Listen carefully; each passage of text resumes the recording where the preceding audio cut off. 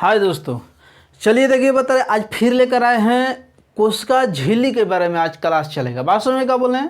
देखो बता रहे आज हम लोग को कोशिका झिल्ली मतलब क्या है, और देखो कोशिका झिल्ली के कार्य क्या है, और देखो बता रहे यानी कि आज देखो कोशिका झिल्ली के बारे में क्लास चलेगा। लेकिन ध्यान दो बता रहे अगर समझ में आ रहा है तो लाइक करो, शेयर करो, सब्सक्राइब करो। बात समझ में क्या कर रहे हैं? तो देखो बता रहे यानी कि सबसे पहले हम लोग को पढ़ेंगे कोशिका झिल्ली। तो जो कोशिका झिल्ली हो गया, चाहे जीव झिल्ली हो गया, चाहे प्लाज्मा मेम्ब्रेन हो गया, कितना नाम बताए हैं?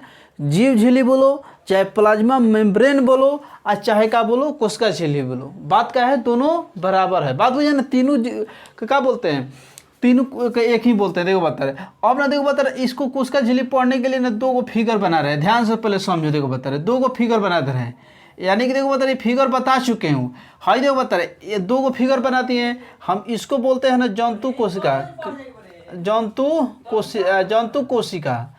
बात समझने का बोले हैं। इसको बोलते हैं पादप कोशिका। क्या बोलते हैं?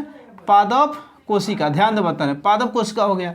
तो यानी देखो बता रहे पादप कोशिका हो गया। और पादप कोशिका देखो बता रहे हैं, तो देखो बता रहे तुम लोग को बताए थे कि देखो बता रहे ये वाला जो भाग हो गया इसको बोलते हैं कोशिका भित्ति। क्या बोलते हैं? कोशिका भित्ति। देखो बता रहे अब ई वाला होता है उसको बोलते हैं कोशिका झिल्ली। क्या बोलते हैं? कोशिका झिल्ली। देखो बता रहे ई वाला होता है उसको क्या बोलते हैं? कोशिका झिल्ली। बात बुझाने का बोलते हैं झिल्ली। ध्यान दो बता रहे तो यानी कि हम दो को कोशिका बताएं। देखो बता रहे सबसे पहले बताइए जंतु कोशिका है, एक पादप कोशिका है। एक जंतु कोशिका है और एक पादप कोशिका है। तो तू लोग भली भांति जानता है कि देखो बता रहे पादप कोशिका है, तो पादप कोशिका में दो परत दिखाई दे रहा है, दो परत दिखाई दे रहे हैं। तो एक परत देखो बता रहे एक वाला ये परत हो गया, एक परत हो गया, दो परत हो गया। तो जो फर्स्ट वाला परत, ये फर्स्ट वाला परत है, ये सेकेंड वाला परत है। ध्यान देना इस बात को, ये फर्स्ट वाला परत है, ये सेकेंड वाला परत है। तो जो फर्स्ट वाला परत होता है उसको बोलते हैं क्या जी? कोशिका भित्ति। क्या बोलते हैं? कोशिका भित्ति। जो सेकेंड वाला परत होता है उसको क्या बोलते हैं? कोशिका झिल्ली। कोशिका झिल्ली।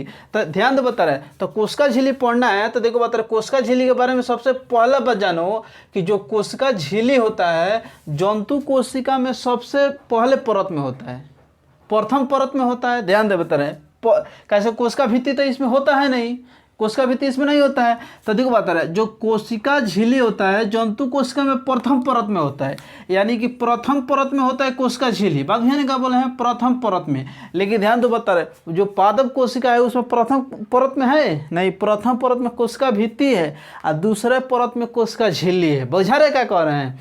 तो देखो बता रहे तो जंतु कोशिका में प्रथम परत में कोशिका झिल्ली पाई जाती है, आज जो पादप कोशिका है उसमें दूसरे परत में, दूसरे परत, ध्यान दो बता रहे दूसरे परत में कोशिका झिल्ली पाई जाती है। बात बुझे क्या बोले हैं? अब देखो बता रहे जो दूसरे अथी में पाई जाती है। अब जो जंतु कोशिका में होता है देखो बता रहे उसमें देखो बता रहे अब देखो बता रहे इतना पूछा गया है ये कहाँ कहाँ पाई जाती है, यानी कि जंतु में प्रथम परत और पादप में दूसरे परत के रूप में पाई जाती है। हम इसको अब मिटा दे रहे हैं। देखो बता रहे अब देखो बता रहे हैं इसके बाद एक पॉइंट समझ में आ गया। उसके बाद देखो बता रहे हैं उसके बाद जो कोशिका झिल्ली है, कोशिका झिल्ली तुम लोग को बताए थे निर्जीव और सजीव। तो जो कोशिका झिल्ली है वो क्या होता है ना? सजीव होता है। क्या होता है? सजीव होता है। यानी कहने का मतलब है कि कोशिका झिल्ली में वृद्धि होता है, बढ़ता है। कोशिका झिल्ली में प्रजनन होता है, यानी कि इसमें अपने जैसे संतान की उत्पत्ति करता है। कोशिका झिल्ली में श्वसन की क्रिया होता है, यानी कि कह सकते हैं कि जो कोशिका झिल्ली है वो क्या है? सजीव है। कोशिका झिल्ली का है? सजीव है। अब देखो बता रहा इतना ही नहीं, अब देखो इसमें क्या कंडीशन होता है। जो कोशिका झिल्ली है जैसे ना देखो बता रहे इसको हम जाल बना दिए। क्या बना दिए? है जाल बना दिए। क्या बना दिए हो? जाल। मान लो कि कोई एगो पदार्थ है, बात समझ में आ गया। तो अब इसमें देखो बता रहे कुछ पदार्थ हम इधर बना दे रहे हैं। ध्यान से समझो, हम यहाँ से कुछ पदार्थ बना दे रहे हैं। देखो बता रहे कुछ पदार्थ बना दिए। बात समझने का बोले। तो देखो बता रहे तो कोशिका झिल्ली में एक ऐसा कंडीशन होता है, कोशिका झिल्ली में एक ऐसा कंडीशन होता है कि देखो बता रहे कोशिका झिल्ली क्या करेगा। देखो बता रहा है कि ये ऐसा मान लो कोशिका झिल्ली है तो ई क्या करता है? देखो बता रहा अब ई वाले पदार्थ को देखो बता रहा है क्या करेगा? पूर्ण रूप से इधर आ जाएगा, नहीं आ सकता है। बात समझने का बोले, यानी कि इधर जितना पदार्थ है, यानी कोशिका झिल्ली का पहले वाला पदार्थ और कोशिका झिल्ली के देखो बता रहे पहले वाला जितना पदार्थ है कोशिका झिल्ली को पार करके क्या इधर आ सकता है? नहीं आएगा। यानी कहने का मतलब देखो पूर्ण रूप से नहीं आएगा। कोशिका भित्ति कुछ पदार्थ इधर आ सकता है लेकिन पूर्ण रूप से पदार्थ नहीं आएगा। कुछ इसमें का पदार्थ जो इधर आ जाएगा लेकिन देखो बता रहे हैं लेकिन पूर्ण रूप से नहीं जाएगा। इसीलिए जब पूर्ण रूप से नहीं जाएगा तो इसीलिए कोशिका झिल्ली को अर्धपारगम्य झिल्ली बोलते हैं।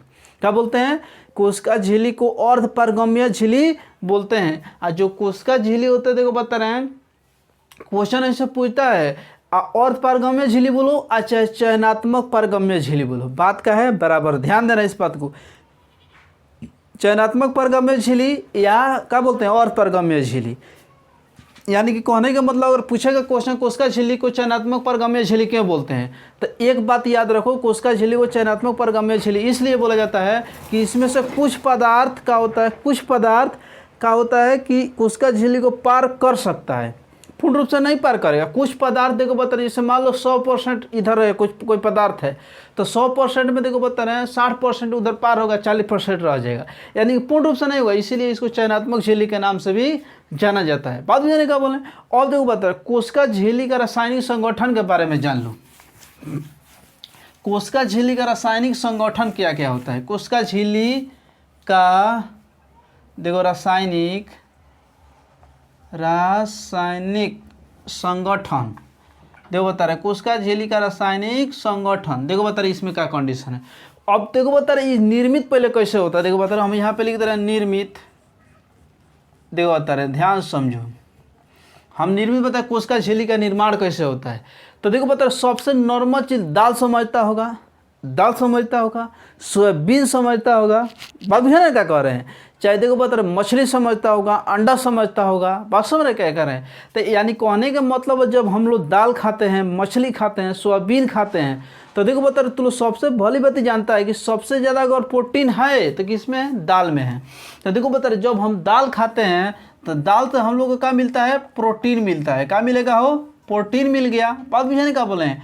और जब हम सोयाबीन खाते हैं या तेल खाते हैं, बात बुझाने का बोलते हैं, यानी कि तेल खा रहे हैं, सोयाबीन खा रहे हैं, यानी कि जितना भी तेल से रिलेटेड पदार्थ खाते हैं उस सबको का बोल सब में क्या मिलता है? वासा मिलता है।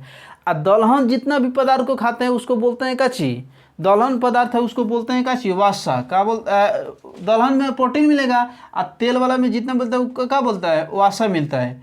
यानी कहने का मतलब देखो दोनों खा लिए, देखो बता रहे तो जब प्रोटीन और वासा जब दोनों एक साथ मिलेगा, प्रोटीन और वासा दोनों एक साथ मिलेगा, तो देखो बता रहे जब प्रोटीन और वासा दोनों जब एक साथ मिलेगा तो बनाएगा लिपोप्रोटीन। क्या बनाएगा हो? ध्यान से समझो, लिपोप्रोटीन बनाएगा, लिपोप्रोटीन। बुझा रहे क्या कर रहे हैं? लिपोप्रोटीन। अब देखो बता रहे अब ये जो लिपोप्रोटीन है, ध्यान दो, ये जो लिपोप्रोटीन है ये बेचारा क्या करता है? कोशिका झिल्ली का निर्माण करता है। जितना भी जीव माने है देखो बता रहा है, अगर जिसमें कोशिका झिल्ली है तो देखो बता रहा है प्रोटीन और वासा मिल जाएगा, और प्रोटीन और वासा मिलकर लिपोप्रोटीन बनेगा। ये जो लिपोप्रोटीन